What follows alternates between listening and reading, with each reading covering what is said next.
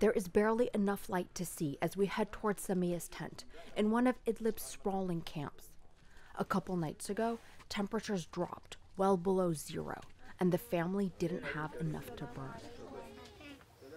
رضعته ما كان في شيء اللي بعد ما رضعته نام الطفل فاقوا على الساعة 6:30 7 فاقوا الأولاد صاحوا جيت عليه لمسته على يديه متلج. The doctors told them he froze to death. Her husband walks out before he breaks down. She doesn't have a photograph of Abdul Wahab alive, just this image as they said their final goodbyes. She can't forgive herself. She can't understand how life can be so cruel. Few people here can. We have made multiple trips into Idlib province, none like this. Roads throughout the province are clogged with the traffic of those on the run. Unending waves. Many have been displaced multiple times before, but this time it's different. They feel like no matter what they do, they won't be able to outrun the war.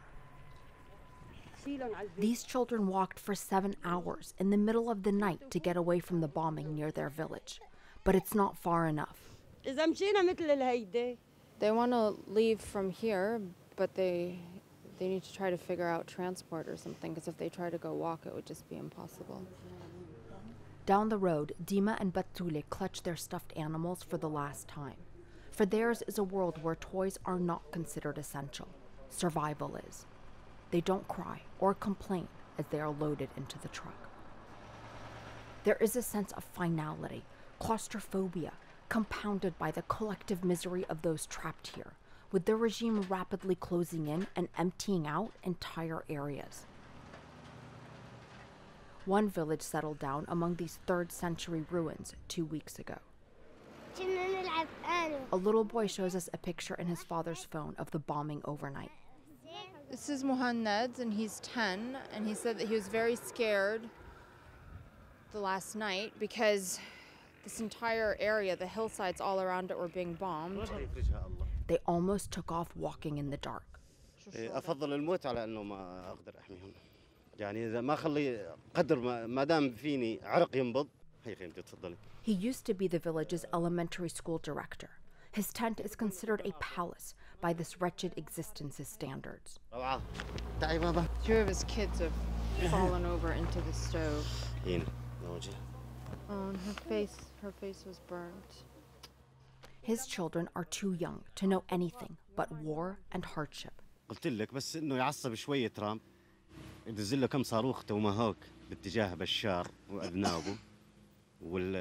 For those here know too well that in the world's view, they are dispensable. The last 9 years have taught them that.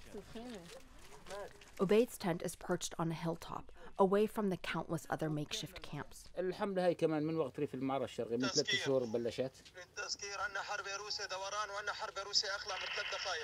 Our conversation is broken up by warnings from an app he has on his phone about where the planes are flying and bombing. His elderly mother lies in the corner. She's been that way ever since they found out that his brother died in a regime prison. And the regime is getting closer. وعم تسمعوا صوت الرمايات؟ Yeah, you can hear that. 4/2012 نعم. This is his brother who was detained in 2012 when he was part of the protests. And then in 2015 they got notification وهاي الصورة that he was هو dead. متوفي. This is the photograph they got of him dead in prison. ظلت صور وذكرى بس. أبدا.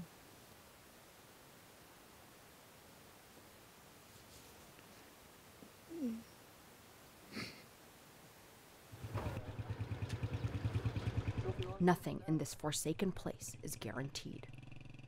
Gone is the schoolyard laughter and crowded classrooms.